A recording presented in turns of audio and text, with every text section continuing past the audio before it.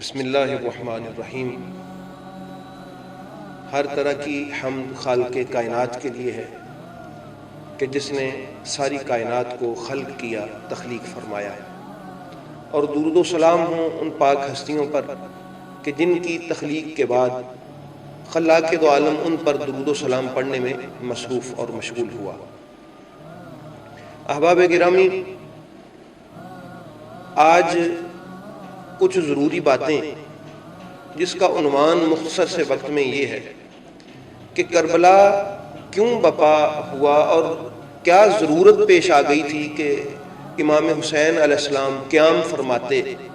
قیام امام حسین علیہ السلام کا مقصد کیا تھا؟ محرکات کربلا کیا تھے؟ وہ کون سی وجوہات تھیں کہ جن کی وجہ سے میرے مولا حسین لجپال علیہ السلام کو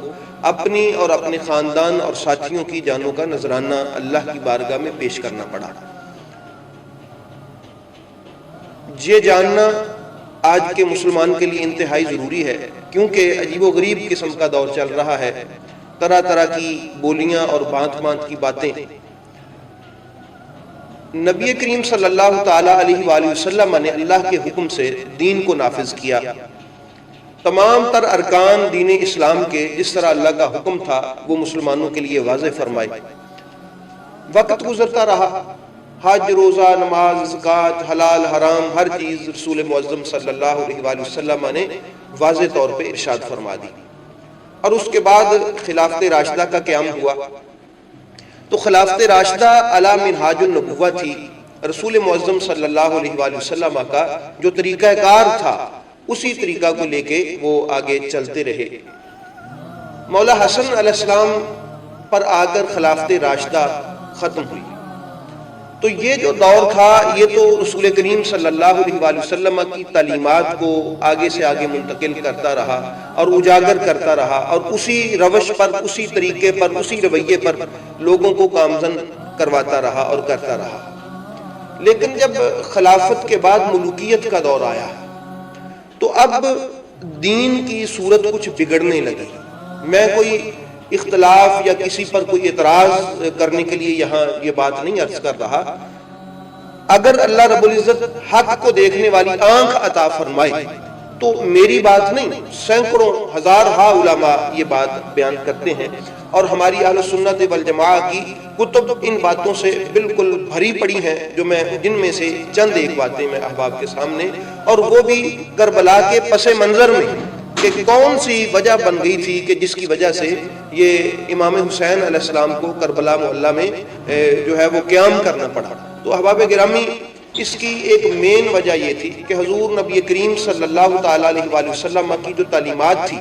ان کو بگاڑا جا رہا تھا اور ان کی صورت کو بدلا جا رہا تھا۔ مثال کے طور پہ یزید تو کچھ بعد میں آیا، ہم دیکھ سکتے ہیں کہ یہ ایک حج کا جیسے موقع ہے۔ حج اسلام کا ایک خاص رکن ہے، بڑا اہم رکن ہے اسلام کی، اس میں اجتماعیت کا اظہار ہوتا ہے۔ یہ مالی، بدنی، ہر قسم کی ایک مرکب عبادت ہے۔ حج مسلمانوں کی شان و شوکت کا اظہار ہوتا ہے۔ تو حج جیسی عظیم الشان عبادت میں بھی بڑی باریکی کے ساتھ تبدیلیاں پیدا کی جانے لگی۔ مثال کے طور پہ نسائی شریف کتاب، اس کا جو باب ہے کتاب الحج، باب التلبیہ، یہ جو تلبیہ والا باب ہے اس میں نسائی شریف کا جو حج کتاب الحج ہے جو نسائی شریف کا، بار بار عرض کر رہا ہوں، اس میں آپ دیکھ سکتے ہیں یہ بات موجود ہے کہ حضرت عبداللہ ابن عباس رضی اللہ تعالی عنہما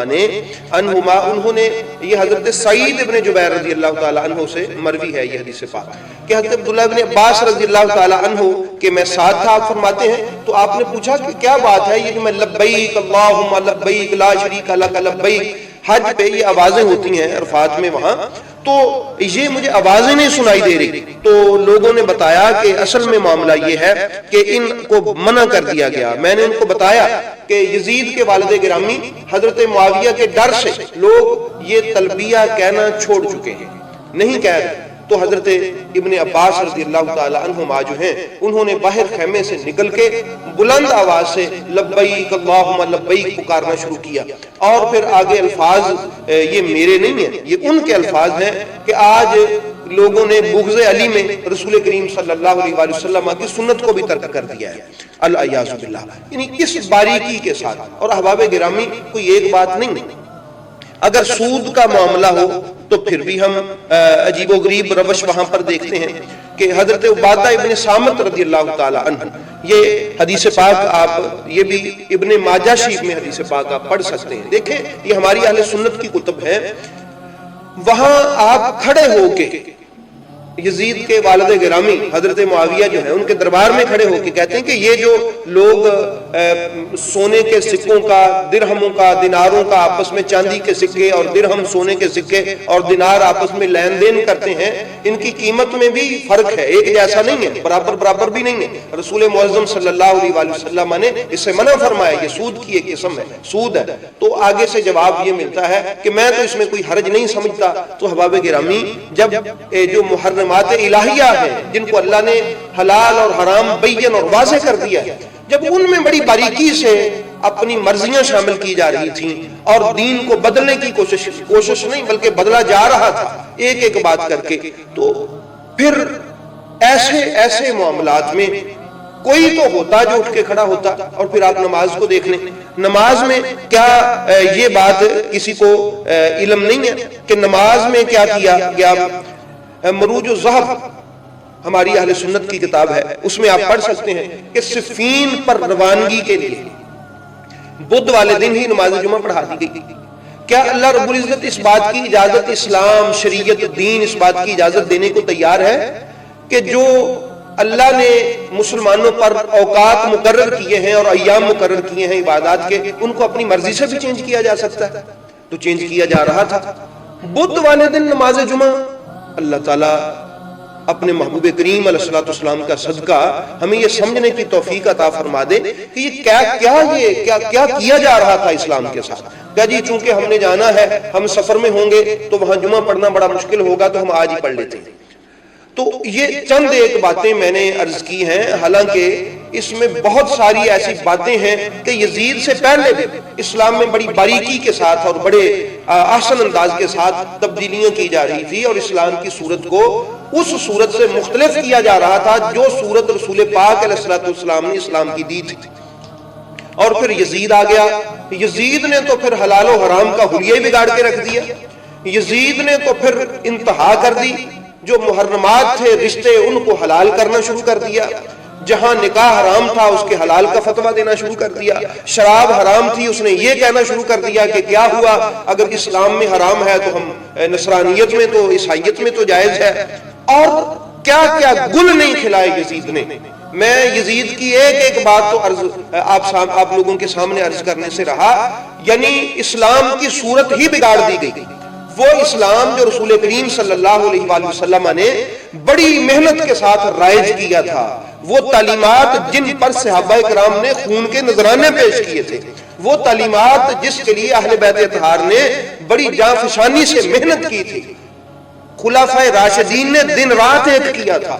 راتیں جاگ کے گزارتے تھے خلفائے راشدین اسی اسلام کے لیے جو رسول پاک کا اسلام تھا، جو اللہ کا اسلام تھا، اس اسلام کے لیے۔ دیکھیں کیسی باریکی کے ساتھ اس کو چینج کیا گیا، بدل دیا گیا۔ احباب گرامی، اب اگر کوئی آواز اٹھانے والا نہ ہوتا، میں اپنے مقصد کی بات عرض کرنے لگا، تو پھر آنے والی نسلیں جو یزید کے بعد کی نسلیں ہوتی، بڑا نقصان اور خدشہ اور خطرہ یہ تھا کہ آنے والی نسلیں اسی اسلام کو جو یزید کا اسلام تھا، جو یزید اینڈ کمپنی نے تیار کر لیا تھا، اپنی طرف سے حلال کو حرام اور حرام کو حلال، اور آگے پیچھے عبادات، ایام اور اوقات کو تبدیل کیا اور حلال و حرام کی تمیز ختم کر دی۔ یقیناً آنے والی نسلیں اسی کو رسول اللہ کا اسلام سمجھتی،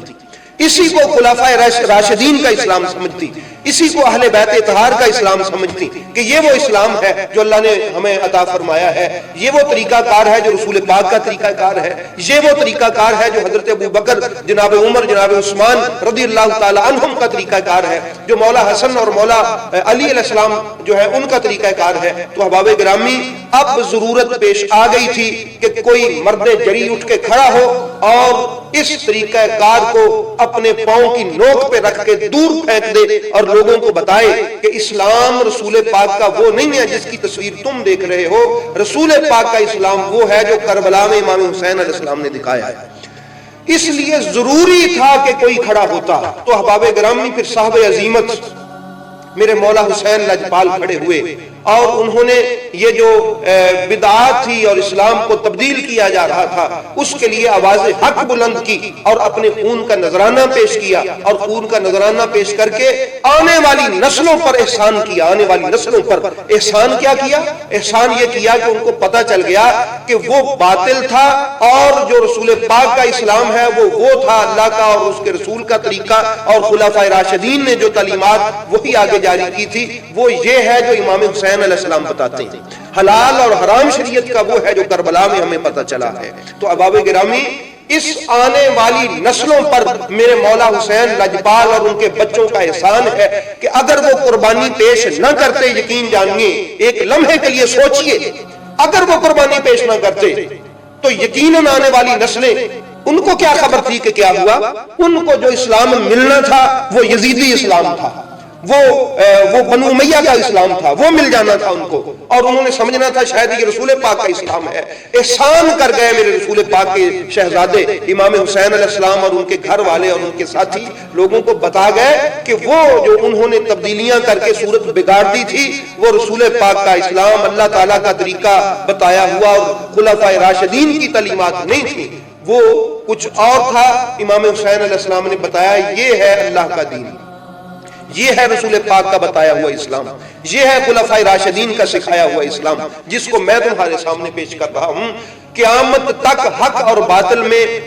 بین فرق ہو گیا، فرق واضح ہو گیا کہ حق کیا ہوتا ہے اور باطل کیا ہوتا ہے، جھوٹ کیا ہوتا ہے اور سچ کیا ہوتا ہے۔ یہ تھی وجہ، ایک مین وجہ تھی مولا حسین علیہ السلام کے قیام کی، جس کی وجہ سے آپ کھڑے ہوئے تاکہ اسلام کی اصل تصویر لوگوں کے سامنے رکھی جا سکے، اور جو اسلام کا حلیہ بگاڑا گیا تھا وہ بھی لوگوں کے سامنے رکھا جا سکے کہ